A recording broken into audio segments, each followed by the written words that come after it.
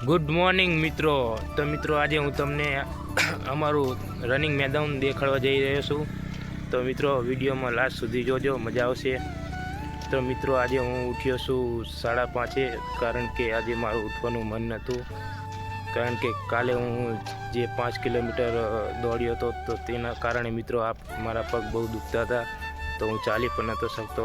લેકિન મિત્રો મારા જે પપ્પા છે, જે મારા ફાધર છે, એમને મિત્રો મને આજે ઉઠાડ્યો છે અને મિત્રો મને મોટિવેટ કર્યો છે કે તું દોડી નાખતો હોય તો ખાલી મેદાનમાં જા અને જઈને 1-2 રાઉન્ડ મારીને આય, પછી ના દોડતો. તો મિત્રો એવું સમજીને મને મોકલ્યો, તો હું આજે મેદાનમાં આવી ગયો હતો 6:30. તો મિત્રો હું 6:30 આવીને આજે મેં 5 કિલોમીટર પૂરું કર્યું છે. મિત્રો કાલે હું 38 મિત્રો હું કાલે જે 5 કિલોમીટર 34 મિનિટમાં પૂરું કર્યું હતું, તે મિત્રો આજે મેં 5 કિલોમીટર 38 મિનિટમાં પૂરું કર્યું છે. અને મિત્રો આજે હું તમને મારું જે અમારા ગામનું રનિંગ મેદાન, જે અમારા ગામનું જે રનિંગ મેદાન છે એ તમને દેખાડવા જઈ રહ્યો છું. તો મિત્રો જુઓ, આ રીતનું અમારું ગામડાનું મેદાન છે. મિત્રો તમારું મેદાન કેવું છે તે કોમેન્ટ મારજો. અને મિત્રો ઘણા બધા અહીં મિત્રો પણ છે જે રનિંગ કરવા આવે છે, તેમને પણ મિત્રો હું તેમને પણ બતાવીશ મિત્રો. તો મિત્રો આ રીતનું અમારું મેદાન છે. અને મિત્રો 13 રાઉન્ડ મારવી એટલે 5 કિલોમીટર પૂરું થાય છે. તો મિત્રો આ રીતે અમારું મેદાન છે. તમારું મેદાન કેવું છે તે મિત્રો અમને કોમેન્ટમાં જણાવજો. મિત્રો અમારા ઘણા મિત્રો પણ આવે છે જે મેદાનમાં રનિંગ દોડવા માટે.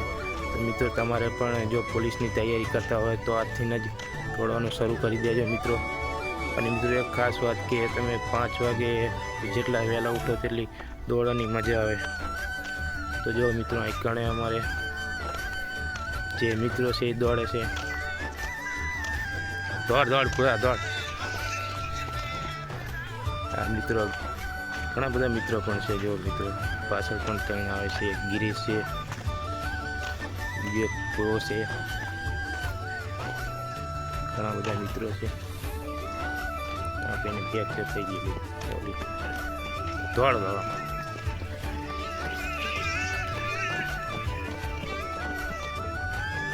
જો મિત્રો આ રીતનું. પાછળ પાણીની ટંકી છે, બહુ મોટી છે.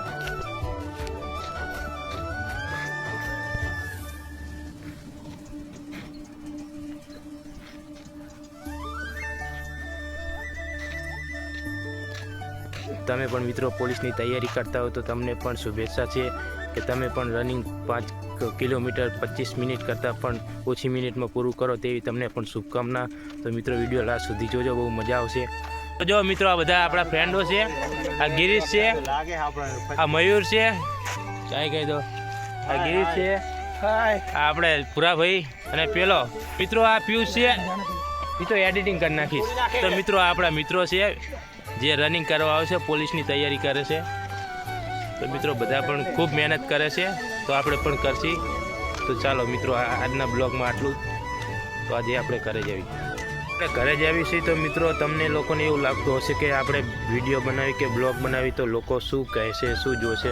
તો મિત્રો મને પણ પહેલાં એવું લાગતું હતું. તો મિત્રો હું જ્યારે મેદાનમાંથી રિટર્ન આવતો હતો તો મિત્રોએ મને સામેથી કીધું કે અમને પણ બ્લોગ મળો, અમારો પણ વિડીયો બનાવો. તો મિત્રો હું પાછો ગયો ને તેમનો વિડીયો બનાવી અને તેમને બ્લોગમાં તો મિત્રો હું પાછો ગયો તેમનો વિડીયો બનાવ્યો અને તેમને બહુ ખુશી મળી કે અમને પણ બ્લોગમાં વિડીયો સામેલ કર્યા. તો મિત્રો તમે પણ આ રીતે કોઈ પણ મિત્રોને બ્લોગમાં લઈ શકો છો જો તે એમને કહે તો.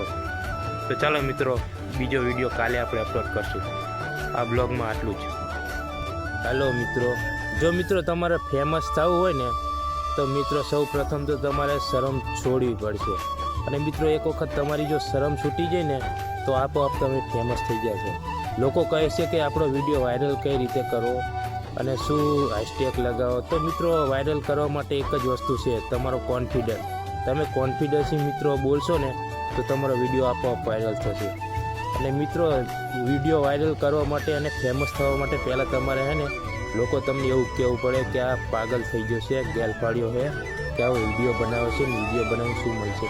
લોકો તમારી સામે દાંત કાઢવા જોઈએ, તમારી હસી ઉડાડવા જોઈએ, તમારી વાતો કરવા જોઈએ કે આ વિડીયો બનાવે છે અને આમને શરમ નથી આવતી કે આ કઈ રીતે વિડીયો બનાવે છે. તો લોકોનું ના વિચારશો મિત્રો, વિડીયો બનાવો આજથી જ અપલોડ કરો. લોકોને કહેવા દો, પાગલ કહે જે કહે તે, પણ તમે વિડીયો બનાવો.